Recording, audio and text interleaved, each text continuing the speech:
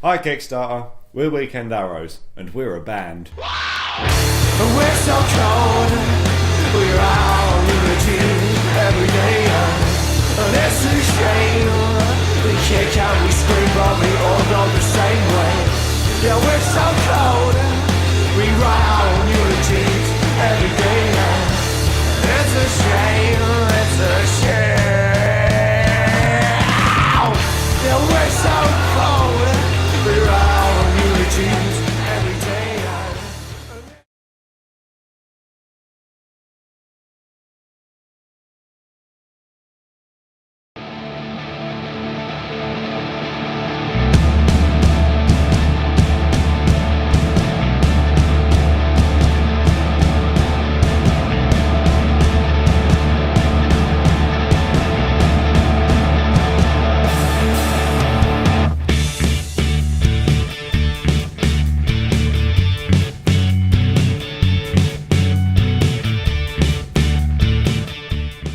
So sweaty, it's That's falling out. white, black.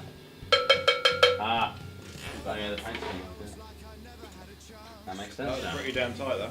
We started this about 4 or 5 years ago now. Kind of picked up a bass.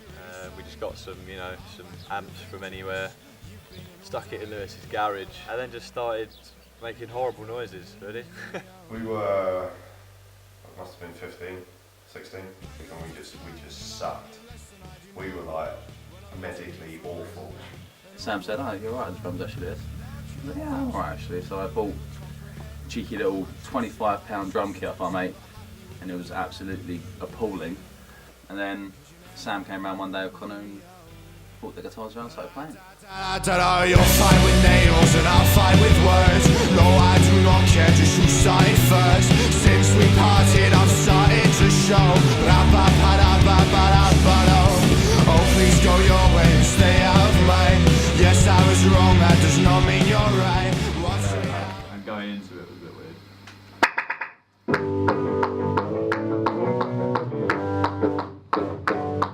Right, where are we going from here? There.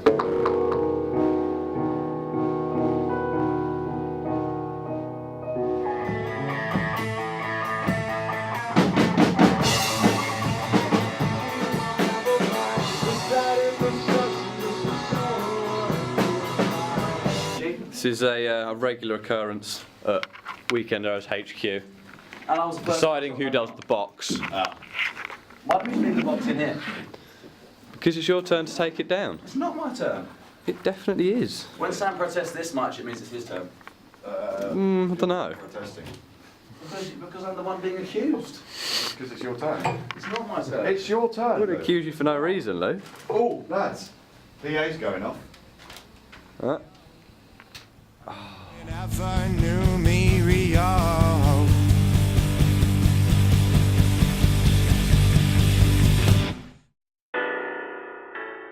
Sometimes Sam will have like an idea to himself and he'll just write something in his room and he'll bring it to practice and we'll just jam over it. And sometimes Connor will do the same, he'll write something in his room where we'll write a melody or something like that, some chords, and we'll just bring it to practice and jam over it, and you know, he'll write a bass line over Sam's and Sam will write a guitar if that's Connor's bass line.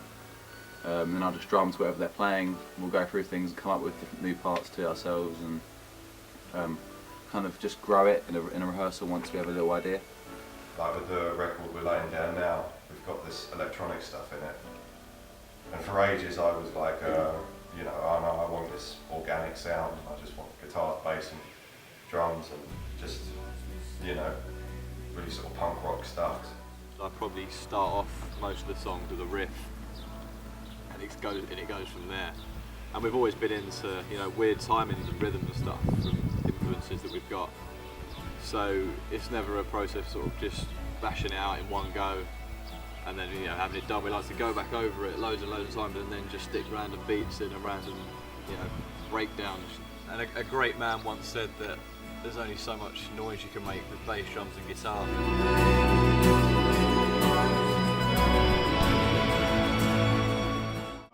We are 2 hours away from the sound check of a Nation Radio Arts Festival thing, for which they've tasked us with the creation of a whole new song based around a picture. We haven't written it yet, so that's what we're doing. So we've got 2 hours to write a song Yeah. to be performed on Nation Radio. Yeah. Sick balls. There we go. So that's 20 past 4. We've got an hour and 40 minutes. I'll put you back in focus again. There you go. An hour and 40 minutes to write a song. And we're deciding to change tuning. Sab's changing tuning as we speak. But we've got a structure and a verse. There they are. Spoilers. Oh, secret. Okay. 7 minutes later. Sam is still tuning. It's now 5:15, and we have a song. We do. So Yes. this is an exclusive. You good? Yeah.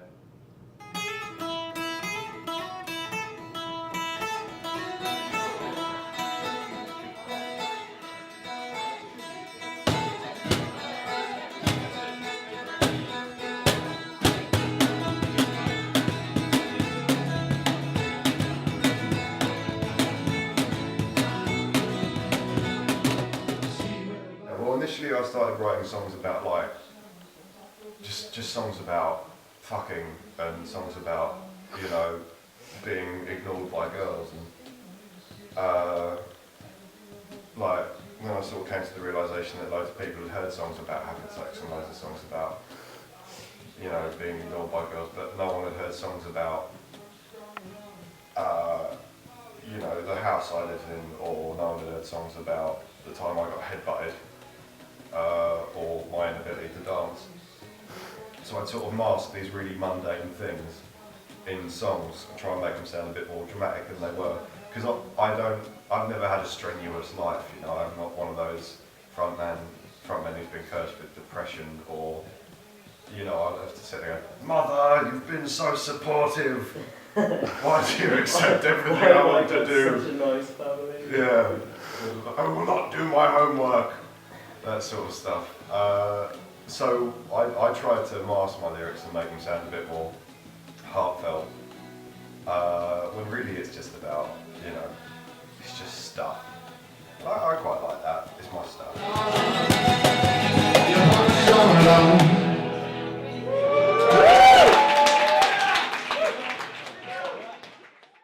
This is Weekend Arrows, featuring the G-She Choir Sessions. I need Blaze.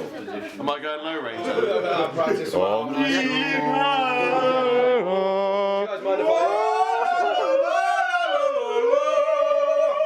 Do you guys mind if I... Was that you?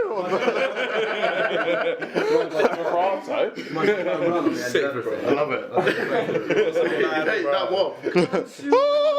I think Brunning's in the wrong career.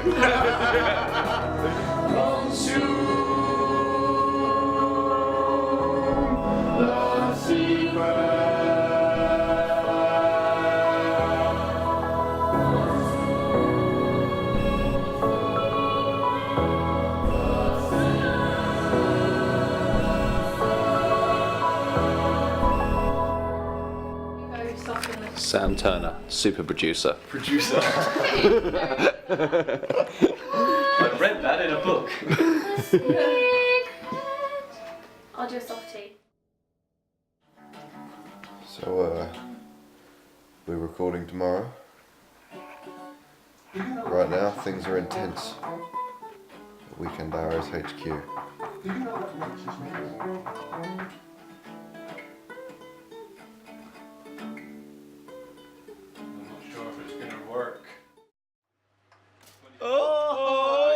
No, to dog that your boss something I might say in me.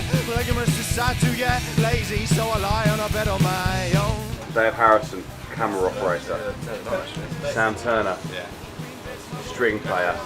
Connor Simmons, vocal wizard. Sam Jump, sound guru. Brian Neale.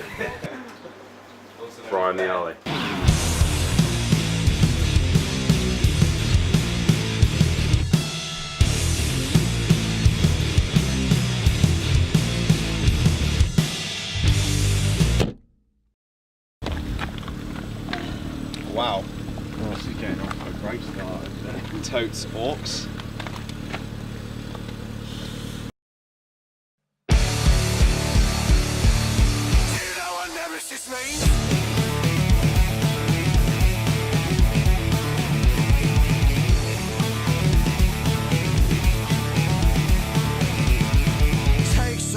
Precious from them, drag it to the yard and pile it up, it up, pile it up, gather all your fellow inmates, grab some drinks and then we'll light. This is where Queen recorded Bohemian Rhapsody. That's mental. Actually, that was in that building over there. Burn down these hollow walls, they only chat. You know, you get a cool riff and then a nice little vocal melody, but then once Lewis lays his drum track over it and it suddenly becomes a song, and then you've got, you know, the whole feeling of it.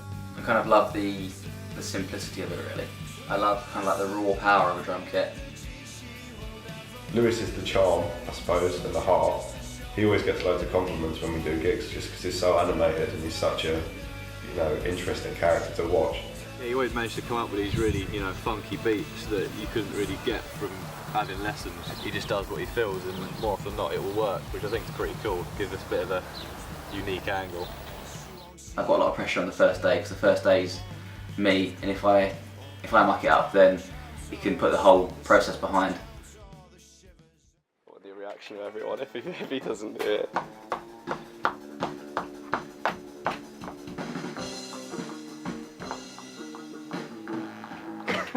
I'm gonna get angry. No, you've got to save your energy, don't just hit things when you're angry. The cymbal sounded really sweet as well. It was like the best take ever all day. Was it? Yeah. Oh great, we weren't recording all the mics. Yeah, we can't use it. We genuinely can't. We use it as like a double. Sorry mate. Genuinely, that's not even a joke. I thought we were only meant to be doing Tom's. That's a cruel joke if it is. Oh no! I was waiting for you to stop me. We're waiting for you to stop us. We'll never hear that take. Yeah. The best Lewis has ever played drums. Yeah, Tom's I that think take. the Tom's though. I was hitting them Toms well hard. That's alright then, because you're recording it. So. That's alright. Good job I did it then, wasn't it? Yeah. He's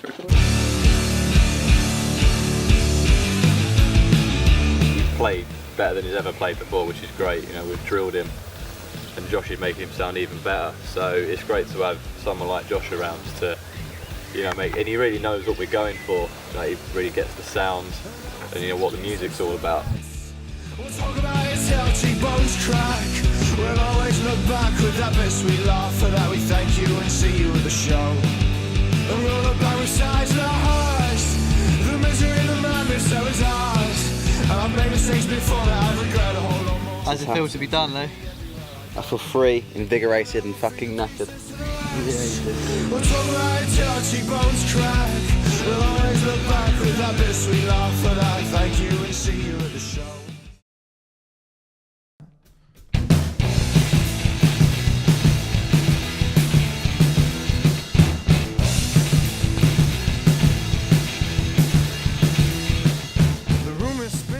This is day 2. We're at Machine Room Studio.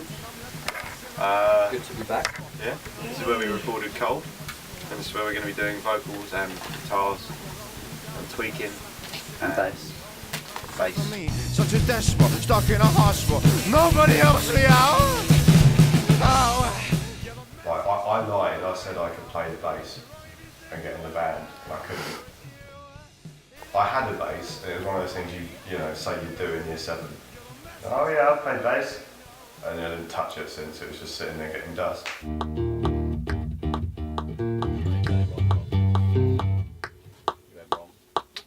I was just sort of going. Well, that's your one take on. Yeah, yeah. Are we recording?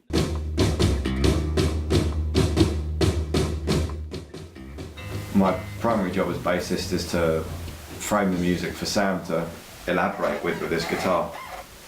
So it's his job to sort of colour the portrait. I'll just give him the easel. I still couldn't tell you what the notes are on my bass guitar.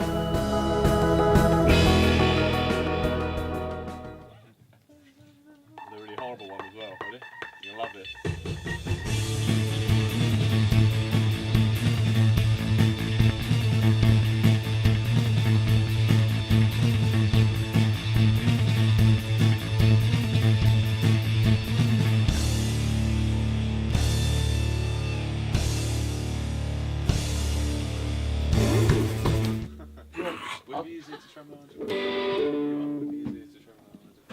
I suppose, you know, I'm trying to do a cross between lead guitar and rhythm guitar at the same time.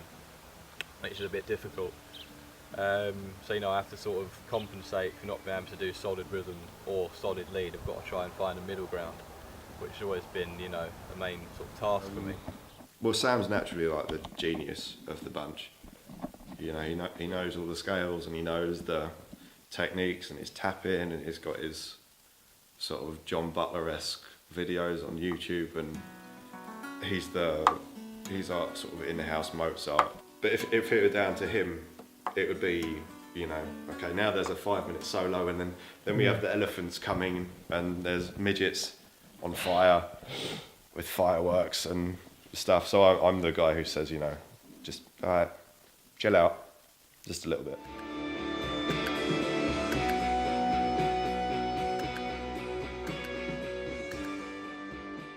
Now we're starting to add other elements like synths and samples and stuff, which I'm going to have to do. So, you know, I've got to try and now work a way of playing lead guitar, rhythm guitar, backing vocals, synths. It's going to get a bit hectic. Just do it on your own, mate. Yeah, one-man band at the minute. And at the same time, you know, put on a bit of a show.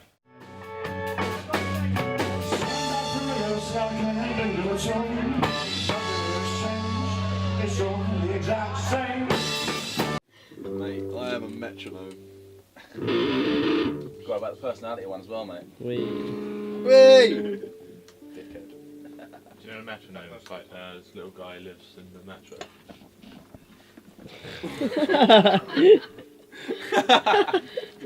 We came out with like a whole story once about the gnome who lives in the metro, and it's got I can't remember his friends' names, but they're all puns. I suppose, yeah, I've had like the most musical training out of the group, but I suppose one of the things I've learned being in a band really, you don't have to know all that to be able to write songs and make music.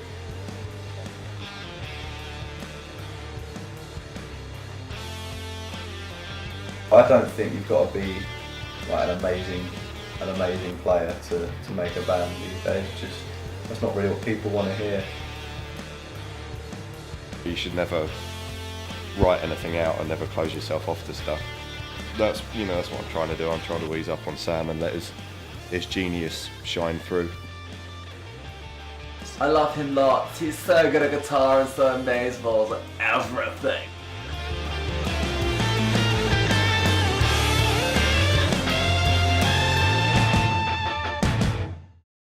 Are you gonna cry again? I think I might. Cry right I don't know what now? to do anymore. Do I have no coffee? Oh, coffee would definitely tip me over the edge. Yes, have a coffee, Sam. I mean, a cigarette won't turn off. Quentin. Don't have one of those either, Turner. Huh? No, I might faint. I don't know.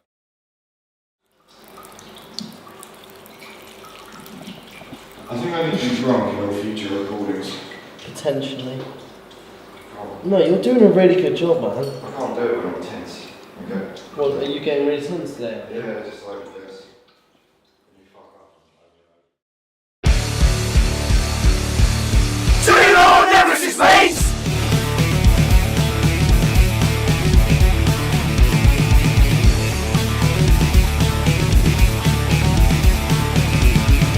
Take something precious from him, drag it to Connor, he's the one that writes the lyrics, so he's always been very good at words, very good at melody, so he comes up with them.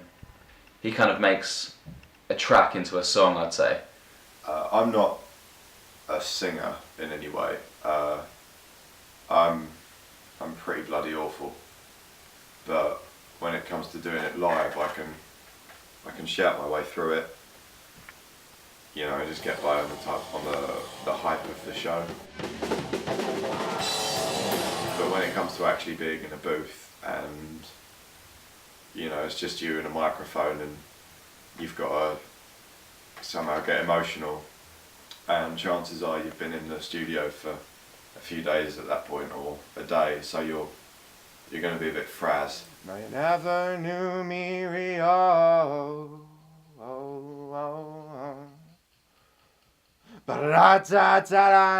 Balls. It got really a bit intense in there for me because I just kept trying to do this one line over and over again, and you just end up sounding crap, and you know you end up sounding crap, and you've got a room full of people who are waiting on you to do your bit. Like, luckily Josh suggested that we cut that session short and we come in an evening a few days later, and I had a chance to let my throat recover, and I got the chance to be just a little bit drunk when I came in, which really does help. So what's going on now? Me and Sam being ready to get serious. Sam being really productive here.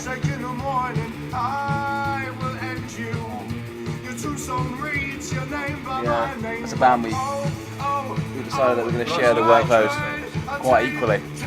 So Connor's in there doing his vocals for the EP. And we're just taking this whiskey for him because obviously it's quite a hard drink to drink, isn't it? Yeah, so really good. we're just making sure that we've taken a load off him. He's loaded the whiskey. Off slightly towards We wouldn't want to weigh him down. And then we'll feed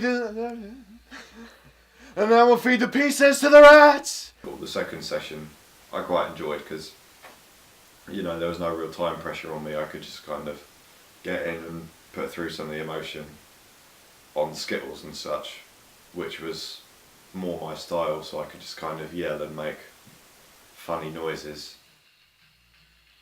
Wow! You heard it? Welcome to Walking with Dinosaurs at the Machine.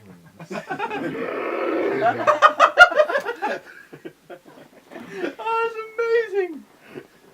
It sounds so real. Happy to keep it. That's brilliant.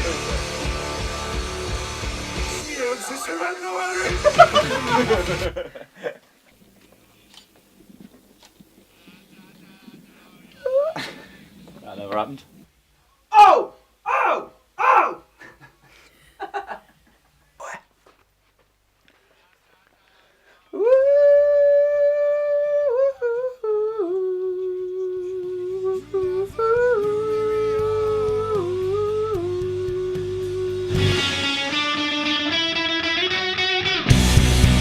You never knew me real.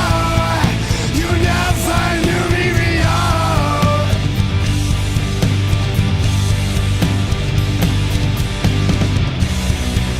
You never knew me real. You never knew me real. Oh, oh,